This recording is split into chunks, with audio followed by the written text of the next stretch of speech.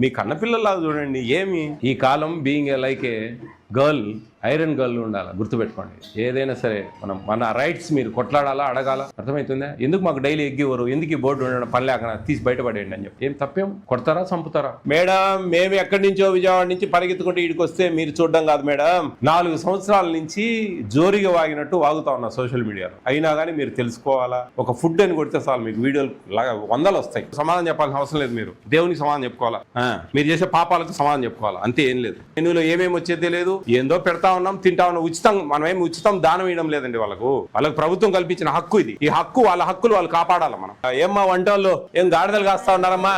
మీ ఇంట్లో ఇట్టే చేస్తారా వంటలు? ఏమ్మా మీరు కొంచెం రుచికరంగా చేసేదానికి ఏం రోగము? మంచి చేయండి రుచిగా. ఏదో గడ్డి చేసినట్టు చేసి పడేస్తా ఉన్నారా? ఏం చేస్తా ఉన్నారు డబ్బులన్నీ? ఇంటికి పోమ్మా, ఎందుకు పంచాయతీ? నువ్వు ఇంటికి పో, సరిపోతుంది. ఏం కొంచెమన్నా మీనింగ్ ఉండాలమ్మా, కొంచెమన్నా.